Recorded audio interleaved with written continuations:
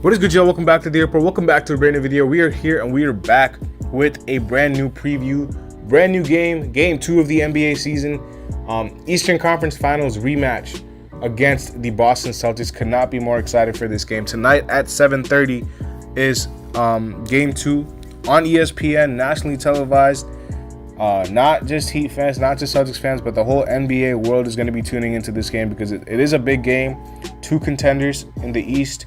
In the NBA, Boston is looked at to be one of the best teams in the league, and it's going to be a test for the Heat because the Heat, people are going to be, waiting to see how good this Heat team actually is, because against the Pistons, it wasn't really a real test. The Pistons are a good, young, up-and-coming team, but the Celtics are a whole nother challenge. So it's going to be a good game. I cannot wait. I'm super excited, and like I said, it's I don't want to say it's pressure, but it's going to be, more stakes. And obviously Eastern Conference Finals rematch. There's some history there, bad blood, a lot of matchups against this team. They're probably our biggest rival, the Celtics, to be honest. 3 of the last 4 years we've played them in the Eastern Conference Finals.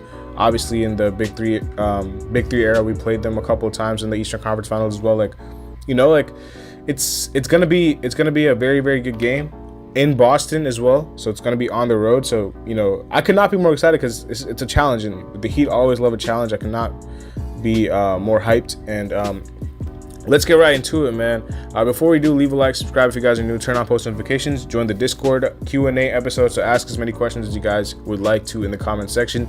And then last but not least, come with your predictions, score predictions, who's going to lead the team in scoring, what you guys want to see from this team, what do you think the key is to winning this game. Put that all down below in the comment section, and let's get right into it. As we do, we'll go right ahead with the injury report. As of right now, the Celtics do not have anybody on their injury report. I'm recording this on early Friday morning, so I don't know if anything could change between now and the game, but we'll see. Right now, they don't have any injuries on their injury report, and if they do, it probably won't be anything major. But I don't really think that something's going to change between now and the game. The Heat do have 2 key players missing this game, though. Haywood Highsmith and Josh Richardson are going to be missing this game, as they did against Detroit. So yeah, it's going to be tough. It's going to be tough because both of these guys have been very, very key to the Heat, and obviously they would be very, very helpful in tonight's game, especially on the defensive end. Putting a guy like Highsmith on Tatum would be a very, very good move by us if he was healthy, and then same with Richardson on a guy like Holiday or Brown. I feel like both of these guys can do a very good job at containing those players. So it's going to be tough, but it's going to be next man up mentality as always. Like against Detroit, it's going to be just against a tougher opposition this time. But I think the Heat will rise to the challenge, and they will be up for this game as they usually are against Boston. So that's the injury report. And then coming on to the Celtics, against the Knicks, they had a pretty good game.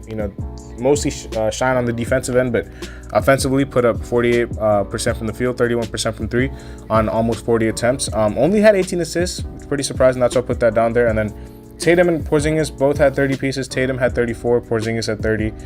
They eventually won the game 108-104 after letting the Knicks in close. I did watch some of this game. I watched as much as I could before the Heat game started because I didn't want to see this game because they were obviously our next opponent. So I did want to do a little bit of, scouting or film or anything like that. I just wanted to watch the Celtics to see how they would play. Defensively, they looked as advertised. Offensively, I didn't see. I wasn't impressed by them offensively, but defensively, they did do a really, really good job on the Knicks. Their defense is crazy, and they probably have one of the best starting lineups in the NBA, if not the best. So, as we all know, they have the big 4 of Tatum, Brown, Holiday, and Porzingis. One of the best in the league. And then Derek White added to that starting lineup, as we're going to see right now. You can see the starting lineup right here. It doesn't really have any weaknesses. Holiday, White, Brown, Tatum, and Porzingis defensively is very, very, very good. I cannot even lie. I'm sorry, I don't know why it says Pistons. I think I duplicated the PowerPoint and forgot to change the title of the projected starters, but it should be Celtics right there. But yeah, Holiday, White, Brown, Tatum, and Porzingis defensively, that lineup is crazy. I'm not gonna lie, it's something that as a Heat fan, I would like all my starting 5 to have no defensive weaknesses. Unfortunately, we have Kyle Lowry and Tyler Hero in the backcourt. That's already defensively, not that great. But Jimmy, Caleb, and Bam. Caleb has been pretty good in the post, and then Jimmy and Bam are obviously. I think Jimmy and Bam are the best defenders in this game, even with Holiday and White and Brown and Tatum. So I think we do have the two best defenders on the floor, but they just have a full starting five of really good defenders. So,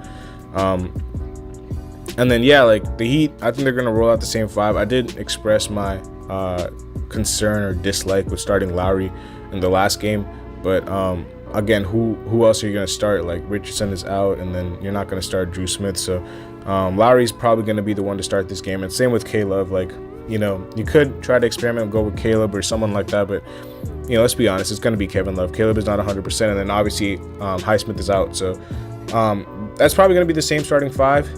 Matching up, man, it's gonna be interesting. I think you'd probably put Hero automatically on Derek White.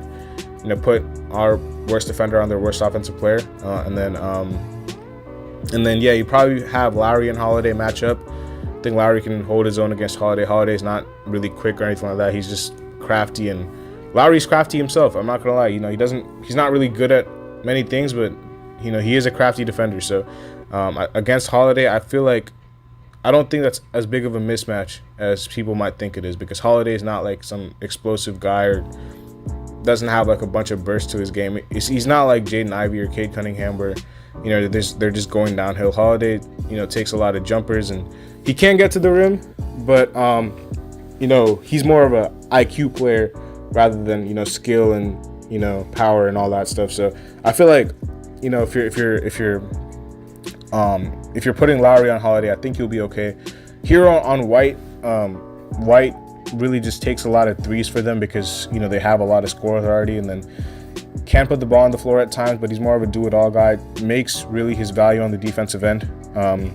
I think Jimmy will guard Brown, and I think Bam will guard Tatum, and you'd probably put Love on Porzingis. I am a little bit worried about Love on Porzingis. I feel like he can close out fine on his threes, but he just might be a little bit too small in the post. Porzingis is like 7'3".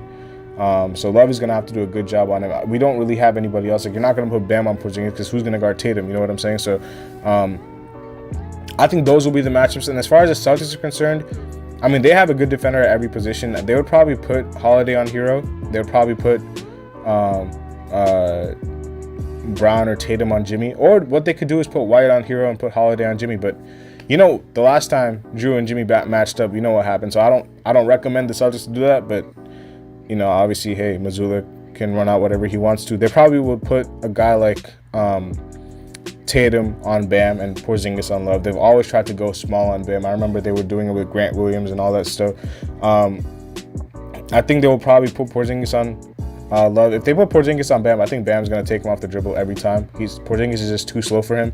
But at the rim, Porzingis is a very good rim protector. I just think that if they put Porzingis on Bam, Bam is going to have to eat, because Bam can take him off the dribble very easily. He's super quick, and Porzingis does not have the foot speed at 7'3" to keep up with him. So interesting. It's going to be interesting to see the matchups, and it is interesting, and I'm going to be excited to see who guards who. Keys to the game, as we always do. The Celtics really just make their bread and butter on the defensive end, man. They are a very, very good defensive team. Again, their starting lineup is already like one of the best starting lineups in the league, but defensively, that starting lineup has zero weaknesses. And then even off the bench, guys like Horford are good defenders as well. Like, they just have a very good defense. They have a very good defense. It's going to be tough to score on them, but we cannot get impatient, and we have to make sure that we force turnovers on the offensive end, or get out in transition after getting stopped, so that we don't have to play in the half court too much. Against the Celtics playing in the half court, especially with our half court offense, I don't think is a recipe for success. I think most of our points, well, not most of them, but I think, we should be looking to get out in transition. I feel like that is, probably where we can get at the Celtics. I think in the half court, it's going to be tough against them.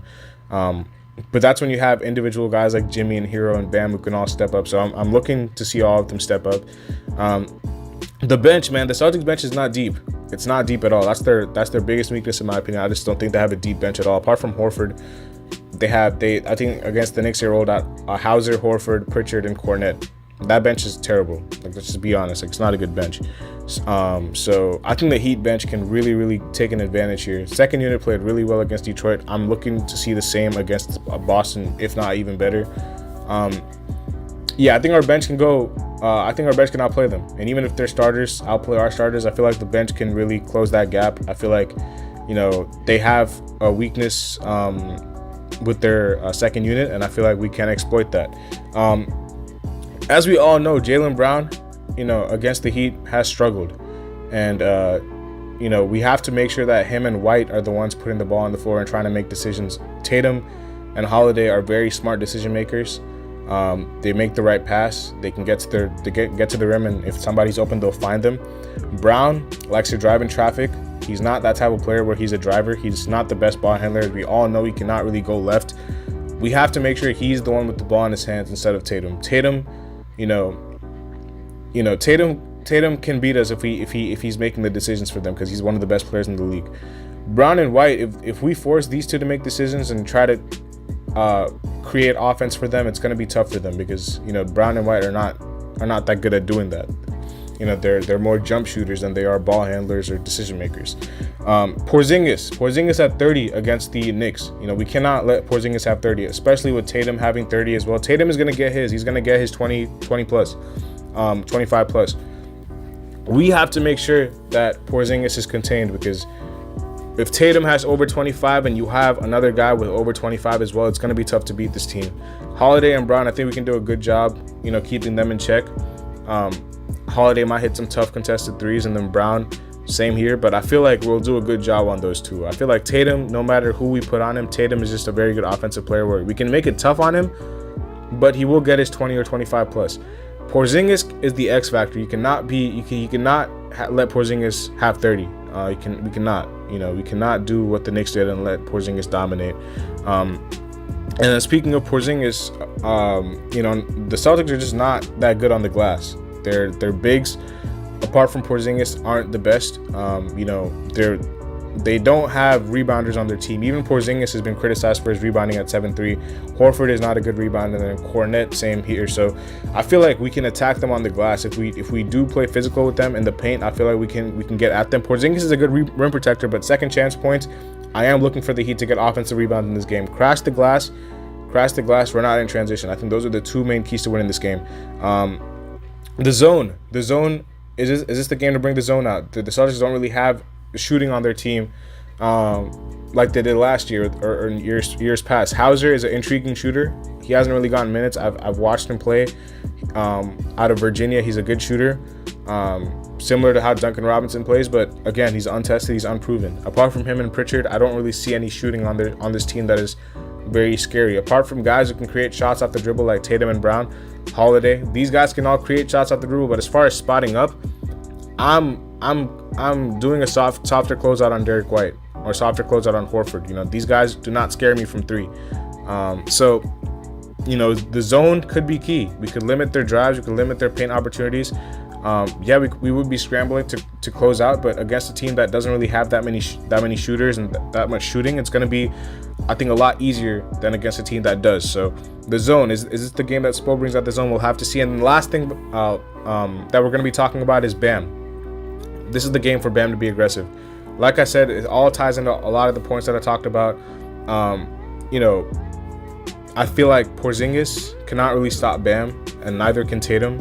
Whoever they put on Bam, you know, whether it's Horford, Porzingis, Tatum, like, I just think Bam is too good. The one guy that they had that did a pretty good job on Bam was Robert Williams, and they traded him away. They don't have an answer for Bam right now, and I don't think they will. So he's too quick for Porzingis, he's too big for Tatum, and he's too quick and big for Horford. So he's going to be key. He's going to have to be aggressive. He's going to have to take shots. The offense is going to start with Bam, because I think they have defenders for every other position. Jimmy and Bam, but mostly Bam is going to be the key. I think the Celtics will do a good job on Hero and Lowry, the guards. Jimmy will get his, no matter who they put on him. Jimmy is just one of the best players in the league, but Bam is going to be the key. He's going to be the key, and we're going to have to see how he plays, but I'm going to need him to be aggressive. And then obviously on the boards as well, like I said, they're not the best rebounding team. They don't have the best rebounders on their team. So I'm looking for him to be aggressive on the boards as well. But yeah, that's going to be it for this video, man. Make sure y'all drop a like, subscribe, and comment down below. Let me know your thoughts on this game and your score predictions. And yeah, I'll see y'all there as always, man. Have a nice day. Peace.